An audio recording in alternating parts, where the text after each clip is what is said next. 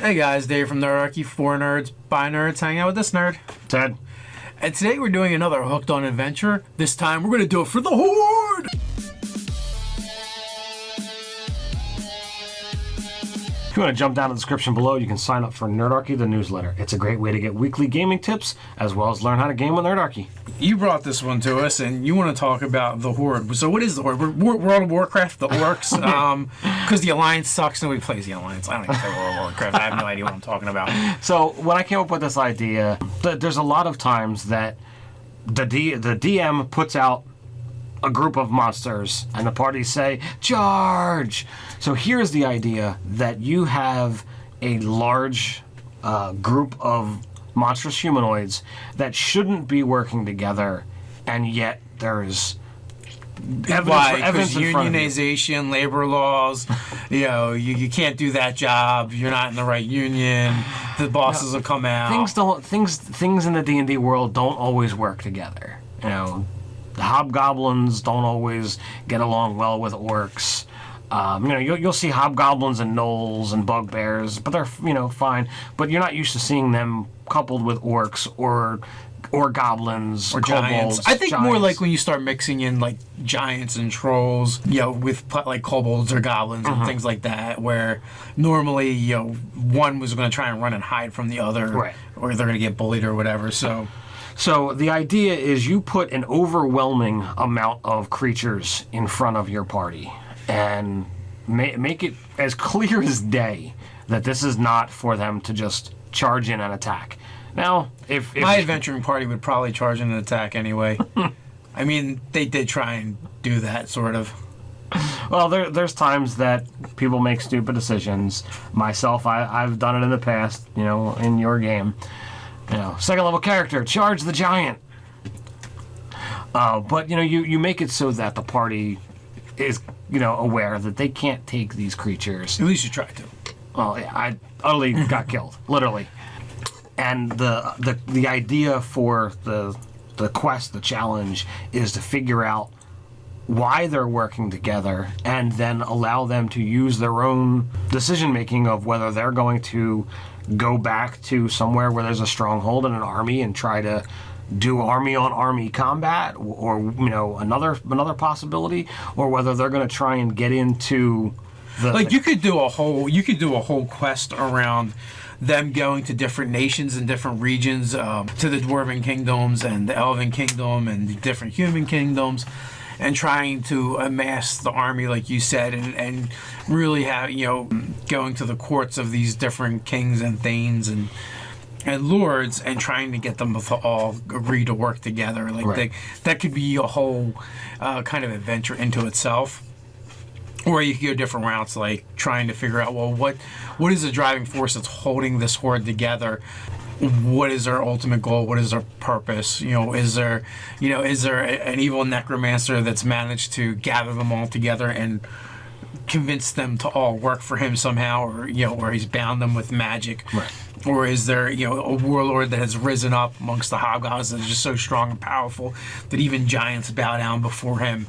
And as he sweeps through the wilderness, he just collects tribe after tribe of monstrous humanoids. He's so charismatic, they just decide to follow him.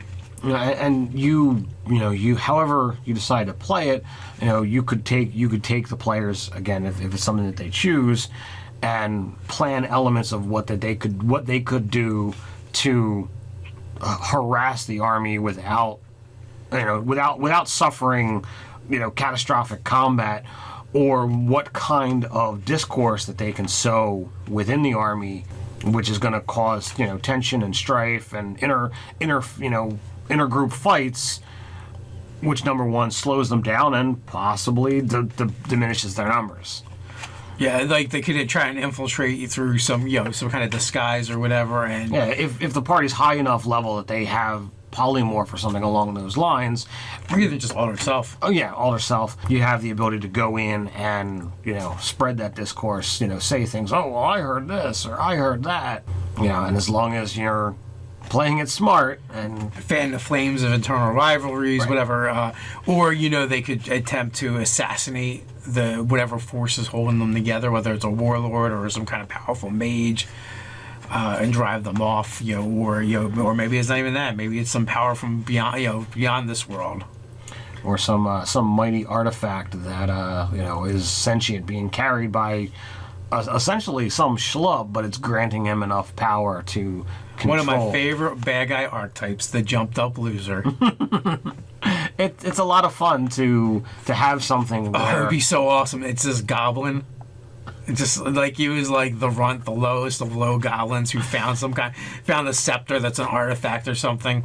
and by doing that, you have the ability to put this low level adversary in, and you can have your party be able to take this guy out. As it's a challenging encounter for them because he's garnered some power from this artifact, but he holds the sway over these creatures that are significantly more powerful than he is. Oh yeah, and you could have fun with it too. Like, what if you were to take a goblin and just overlay the archmage on top of him, right? Mm-hmm. And it's not really that he's an archmage, but he has that equivalent power just from wielding the artifact. Right. And just because you do that doesn't mean you necessarily have to say if the players get the artifact, they become an archmage. And no, it just worked for him or whatever. Right. Well, then for the story, you put the monstrous requirements onto it that the party doesn't have, and then they can decide, well, does this have to go to the fires of Mount Doom, or does this get locked away in the King's Keep? What do you do with it, or does it bestow other abilities upon regular humanoids, and it's not as powerful of a thing to them, and it becomes this revolving piece throughout the entire campaign. Because somebody in the Horde found out, oh, well, Lord Goblin is dead. I want this thing now, so maybe I can go and try and get it from them. So there's constant... It sounds like it might be a mage forge in the making as well. Oh. Like, it's an artifact that, it's sentient, so it really will only work for people that it considers, like, the lowest of the low. Because it wants to be in control and it doesn't want to cede the power. Right. And, perhaps it's strong enough and willful enough to make that happen. Yeah. So, that's one route to go. I like the idea of a portal being open and some powers reaching through, but it's not here yet.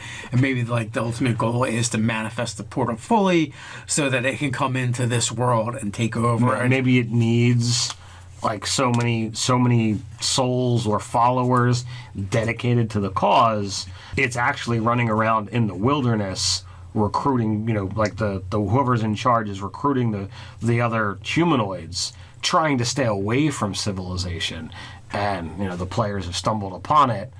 Can they stop it before? Yeah, I almost see them like cresting this hill on a ridge, a forested ridge, and they look out upon the plains in front of them. They just see campfire after campfire, embankment of like you said, things working together and camp together that shouldn't be.